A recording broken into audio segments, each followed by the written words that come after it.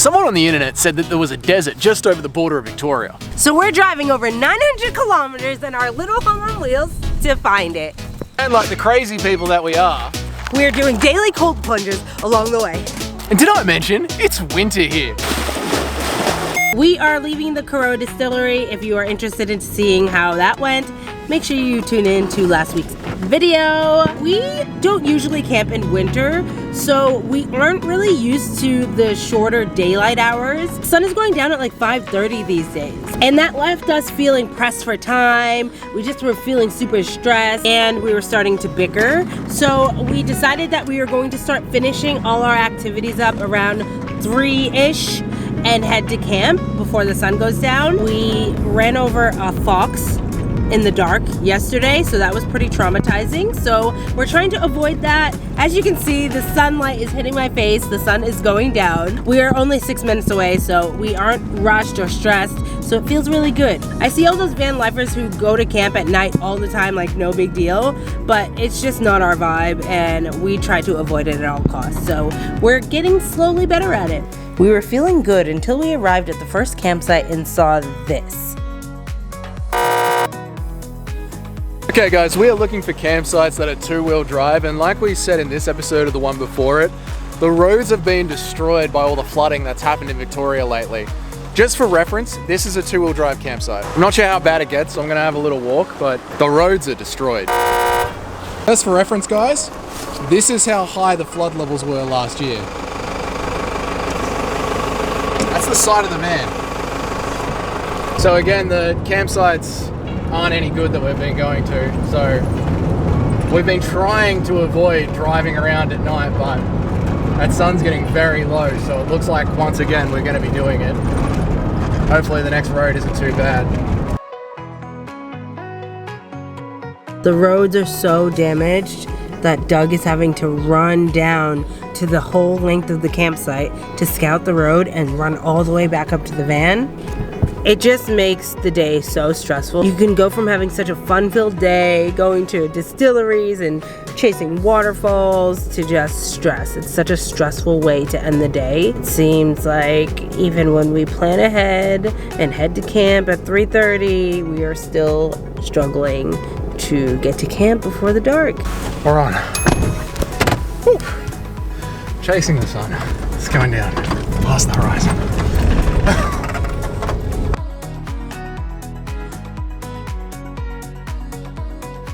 There are some dicey roads ahead, but I'm sure I've seen a path that the van can get through.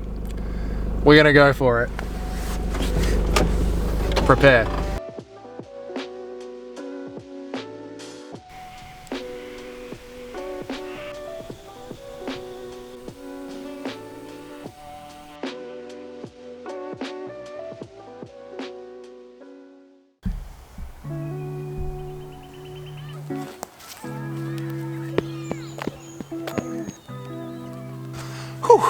Workout done. Let's see how Jamie's going.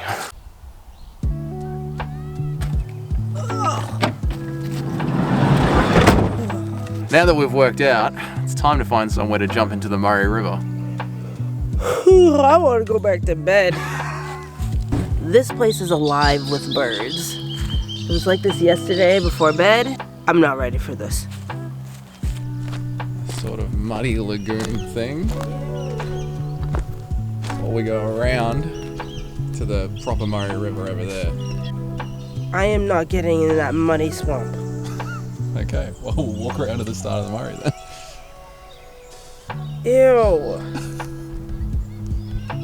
Okay guys, so the access here, not very good. So we're gonna hit the road, see if we can find somewhere else to do our morning cold plunge. It's all part of the daily challenge, isn't it? Hey, look at this spot that we found to do our cold plunge. Perfect, doesn't even look cold. It's so pretty. This is perfect. Except for the fact that it's poisonous. This blue-green algae problem is a problem that we've come into many times before on the travel. If you're hopping from caravan park to caravan park, probably very easy. But if you're in a 2-wheel drive trying to wiki camps along the Murray River, you're gonna have to allow time to play it by ear at every single spot that you go to by the looks of it.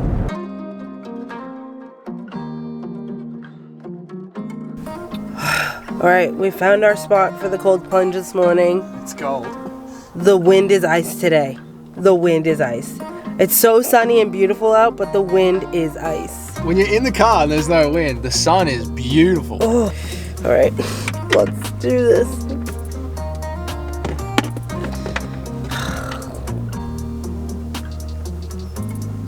It's so cold, it's so cold. Oh, it's gonna be warm. Setting up the tripod. This is crazy. It's not raining, it's not windy. We gotta count our blessings because it could be raining tomorrow. The water's not poisonous. Every day is a new day for it to rain.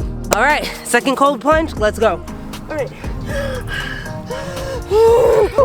Drops down. Drops down? Yeah. We have to do it. We're like making you force it. It needs to be. Dunk in. 2, 1. Wait.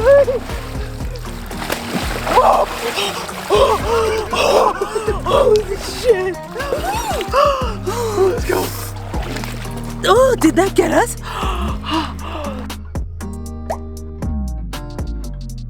Honestly, not as bad as yesterday. At least there's sun out. Oh, jeez, what are we doing? Thank God the sun's out. Yeah. I don't know what we're gonna do if it's raining. A few moments later. Jamie's contemplating life.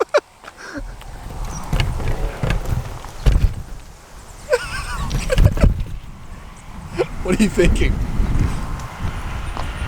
I need a taco.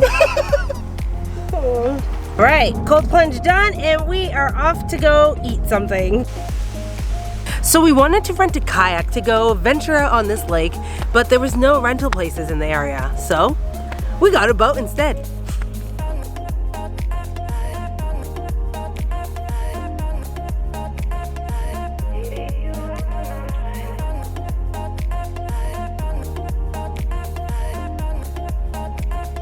For our 1.5 hour barbecue luncheon here on the beautiful Lake Island aboard the Paradise Queen.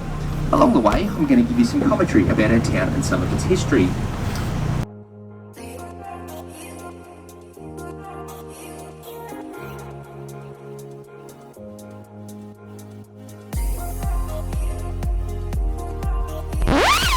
Tried to get some drone shots, but it's bloody windy out there. And to be honest, it's a miracle we got the drone back. It put up a fight. Doug's bleeding. The whole boat was staring at us. We're the youngest ones here. Lunch is in the middle of being served. And we set the drone up while everyone's just sitting down eating. Pretty much giving them a show of not knowing what we were doing. I think we did pretty good. So enjoy these amazing drone shots because Doug risked half his hand for it, okay? We risked the drone. We literally almost lost the drone, so I hope these shots are amazing. And I'm putting them all in, even the bad ones.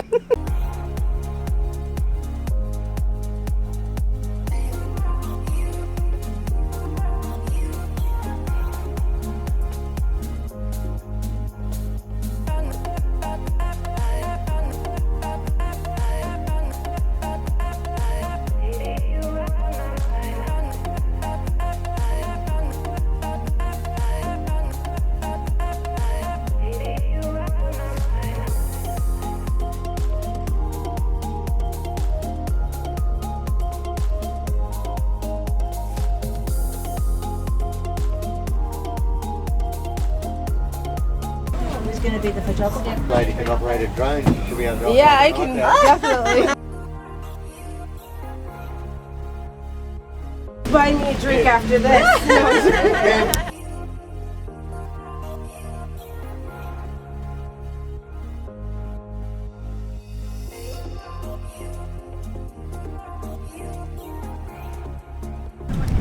We just finished our cruise. $35, you get a feed, you get an hour and a half on the boat. Open bar. So no, sorry. Open bar. Maybe it's Jamie. You can pull a wallet out once. I didn't bring my wallet. We have a licensed bar. The license bar is so reasonably priced, I'm almost convinced the service staff don't know how much a drink costs. We had a great time. We would definitely do it again, and we highly recommend it.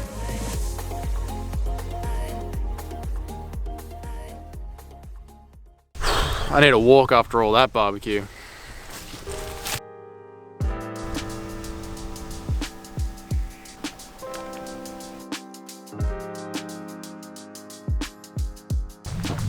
Guys, this tree got caught by another tree. We have to walk right under it. Oh my god. I hope it's secure. Oh man. Jeez.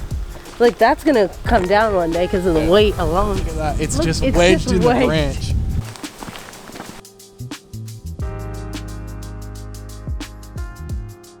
Alright guys, we're just wrapping up our walk now. If you managed to watch our sail episode in the last series that we did, you know that we went to some wetlands, and that's what we thought this one would be like, where there'd be designated walking trails, bird lookouts, Like a little bridge over the water, something like that. Yeah, so you could really walk around and enjoy nature, like it was built for humans to be in the natural habitat. No. No. This is a hunting reserve. Yes. It's a game hunting reserve. So it's just four-wheel drive track. So we just walked along the four-wheel drive track and now we're going back to camp. Yeah, and the four-wheel drive track sort of just loops around the outside, and then I assume if you want to get out of your four-wheel drive and go into the reserve and hunt proper, you can do that because it looks thick and bushy in there, but it's not exactly a people walking trail. Yeah, so if you're a hunter, then you probably already know about this. Yeah, true. And if you're not a hunter, there's a pretty nice view of the river, but hey, we're on the Murray River, you're gonna get nice views everywhere. Anyway, we're gonna jump back in the car because it's getting to that time of the day where we have to play Find a Campsite and Don't Get Bogged, our favorite game. This is the part of the day where Doug loses his No. and we get into an argument. No.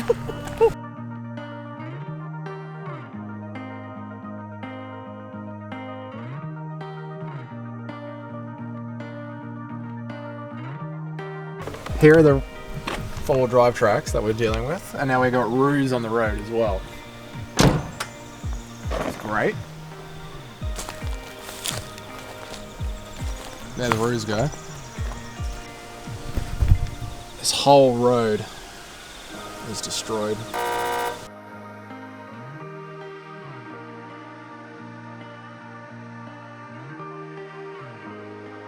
The next campsite we're heading to has no real road. Google already took us to the wrong spot. The sun is going down once again. There are so many birds in the road. Oh my God. Oh my God, what was that? Oh. So we're going for a vibe out down a four-wheel drive track. So we're just gonna figure it out and hopefully find something before dark. I'm getting real sick of this, I'll tell you that for free. That's our road down there. Look at all the birds in the tree.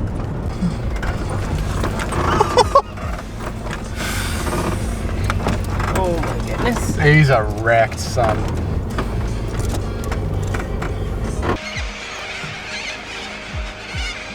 Oh my God. We found home for the night and she's a beauty. Check it out.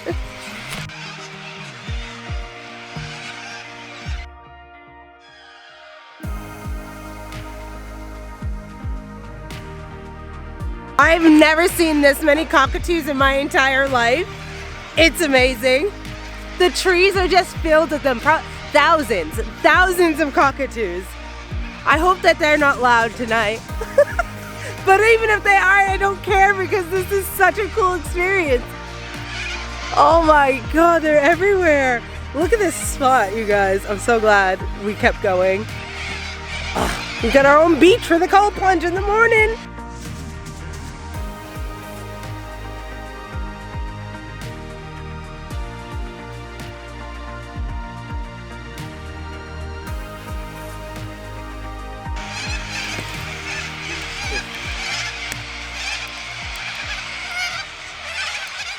These cockatoos are a sight to see, but if you do come here, beware that your van or car or tent might be covered in bird poo when you leave.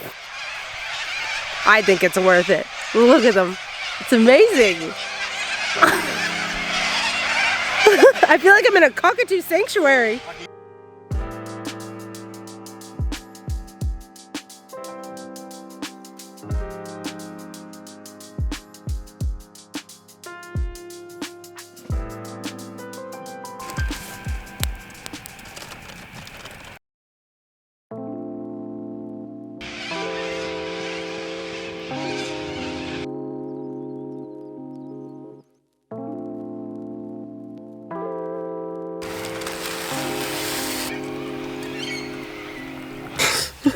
My bathing suit. Good morning, guys. Good morning. And goodbye for this week. I know.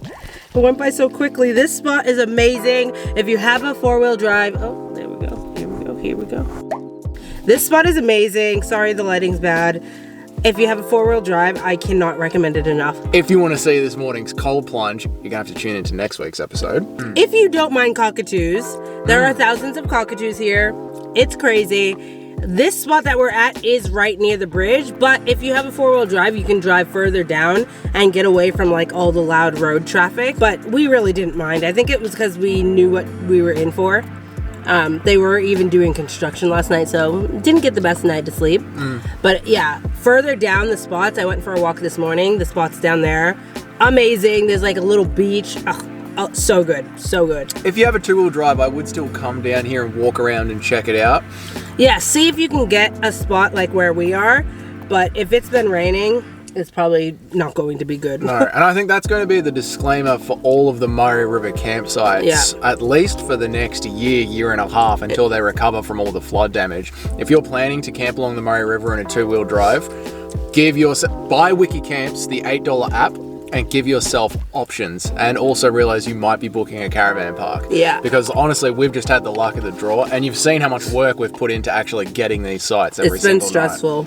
If you guys are interested to see a day in the life of how we actually keep this show running with all the clothes, keeping everything dry, all the little things that make this happen, you definitely want to tune into next week's episode. And see where we end up, because we are getting closer to the desert. Let us know though, would you stay at a campsite that's filled with literally thousands and thousands of cockatoos? It feels like we're in like some cockatoo sanctuary or something. Like, it is so loud. But they're usually okay during the day. Like right now they're not that crazy. But last night before bed, it was like sunset and like sunrise.